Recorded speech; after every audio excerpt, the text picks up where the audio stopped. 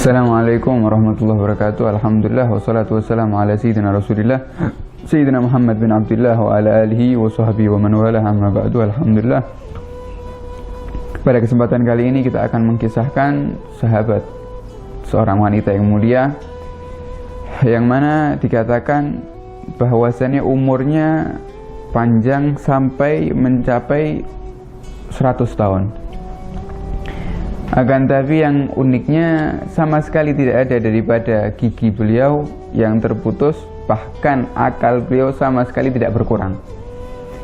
Yang mana diberi julukan oleh Nabi Muhammad SAW Dzatun Nitaqain, yaitu wanita yang memiliki dua selendang kelak di surga. Beliau adalah Sayyidatuna Asma bintu Abi Bakar, yaitu Asma putri daripada Sayyidina Abu Bakar As-Siddiq, saudari daripada Siti Aisyah, istri Nabi Muhammad sallallahu alaihi wasallam. Beliau orang yang sangat luar biasa. Kalau kita lihat dari nasab beliau pun, yang mana mendapatkan kemuliaan nasab yang mana tidak dimiliki oleh banyak daripada para sahabat.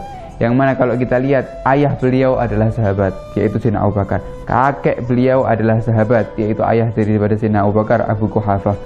Begitu juga saudari beliau adalah sahabat, yaitu istri Nabi Muhammad. Kemudian suami beliau adalah sahabat, yaitu adalah Sayyidina Zubair bin Awam. Kemudian putra beliau adalah sahabat Nabi Muhammad SAW, yaitu Abdullah bin Zubair radhiyallahu anhum ajma'in.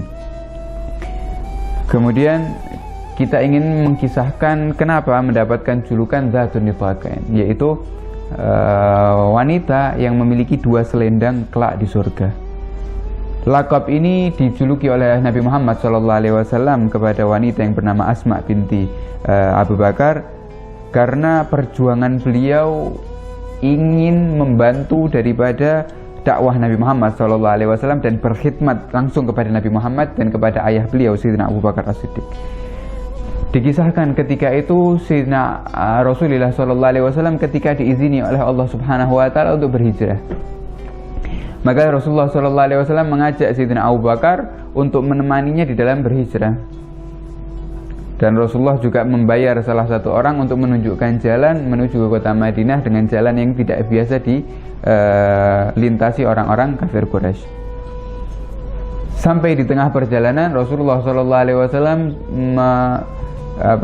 memutuskan untuk singgah di gua selama kurang lebih 3 hari agar mengecoh daripada orang-orang kafir Quraisy yang ketika itu mencari Nabi Muhammad SAW untuk membunuhnya, yaitu Gua Thur, yang mana terletak sekitar 500 meter ketinggiannya daripada kota Mekah.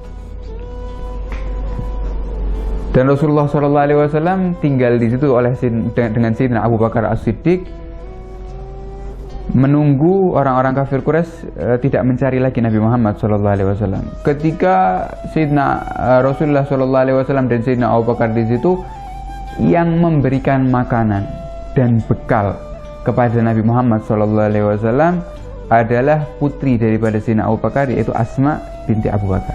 Sayyidina Asma bin Abu Bakar ketika sudah mengetahui Nabi Muhammad singgah di Gua Thur, Sayyidina Asma bin Abu Bakar setiap harinya membawa makanan dan membawa bekal serta minuman untuk dikirimkan kepada Nabi Muhammad SAW. Sehingga ketika beliau membawa 1 botol air, kemudian 1 tempat untuk makanan, tidak mendapatkan sesuatu yang dipakai untuk membawa barang tersebut. Sedangkan beliau harus naik gunung. Kita tahu bahwasannya di Gua Thur ini cukup tinggi, sehingga Sayyidina Asma binti Abu Bakar yang ketika itu pun hamil tua, bahkan hamilnya ketika itu diriwayatkan umur 8 bulan atau 9 bulan, membawa dengan kedua tangannya seraya mengambil daripada selendang yang mana daripada adat orang Mekah itu mengikat perut wanita dengan selendangnya.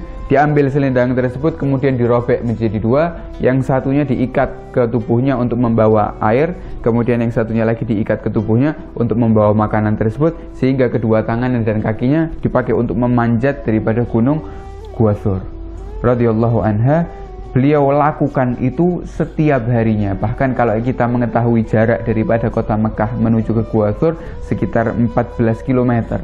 Ditambah lagi jalanan tersebut bukan hanya jalanan yang lurus, akan tapi jalanan menanjak, dan itu dilakukan oleh seorang wanita sendirian yang bernama Asma binti Abu Bakar hanya untuk berkhidmat kepada Nabi Muhammad sallallahu alaihi wasallam. Bahkan ketika itu juga Sayyidina Asma binti Abu Bakar dalam keadaan hamil tua, hamil berumur 9 bulan.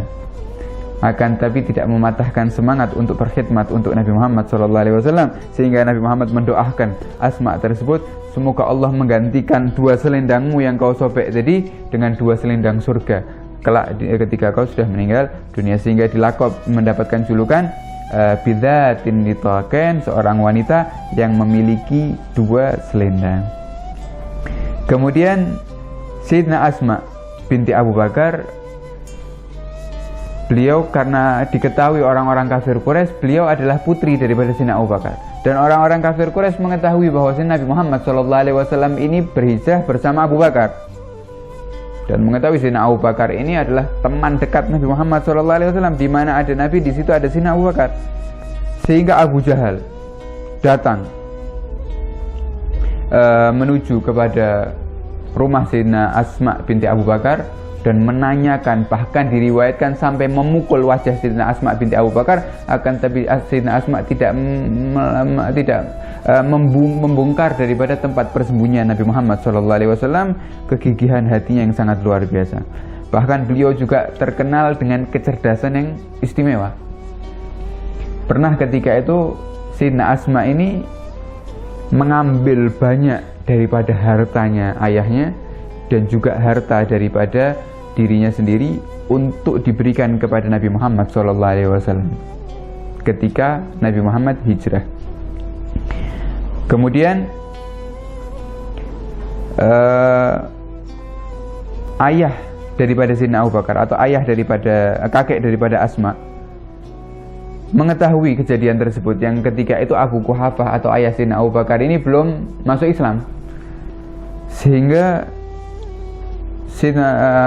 ayah kakek daripada Sayyidina Abu Bakar ini mendatangi Asma, wahai Asma, aku mendengar Muhammad ini telah mengambil waktu ayahmu, menyibukkan ayahmu, dan aku sekarang mendengar lagi bahwasanya kau akan menghabiskan hartamu untuk Muhammad. Sungguh celaka orang tersebut karena telah mengambil daripada keluarga kita dan harta daripada keluarga kita, kata kakek beliau yang belum masuk Islam. Kemudian Sayyidina Asma mengetahui dengan kecerdasannya ingin menenangkan kakeknya, mengatakan, wahai ayahku, sungguh bahwasanya kita ini masih punya uang banyak, kita ini masih memiliki harta yang banyak. Ketika itu Abu Quhafah orang yang buta, tidak bisa melihat, sedangkan Sayyidina Asma ini mengambil batu dan meletakkan di tempat harta yang biasa diletakkan emas di situ, mengambil batu, mengisinya dengan batu, seraya mengambil tangan kakeknya, seraya mengatakan, wahai kakekku, nih lihat, kita masih punya emas banyak, sehingga yang kita keluarkan untuk ayah kita dan untuk Nabi Muhammad hanya sesuatu yang sedikit. Seraya kakeknya mengatakan, ya sudah, kalau kita masih memiliki harta yang banyak, gak masalah, kita keluarkan untuk mereka. Ini daripada kecerdasan Sayyidina Asma binti Abu Bakar, karena beliau mengetahui bahwasanya setiap yang dikeluarkan untuk Nabi Muhammad dan untuk dakwah Nabi Muhammad SAW tidak akan rugi, walaupun harta tersebut harta yang sangat banyak. Dan juga daripada kekhususan beliau, setelah hijrah Nabi Muhammad sampai di kota Madinah, sudah sampai di tempat masjid yang namanya sekarang Masjid Quba, atau di daerah Quba sana. Ketika itu Sayyidina Asma juga menyusul untuk berhijrah setelah Nabi Muhammad SAW, dan mendapati Nabi Muhammad masih berada di daerah Quba sana, belum masuk ke kota Madinah.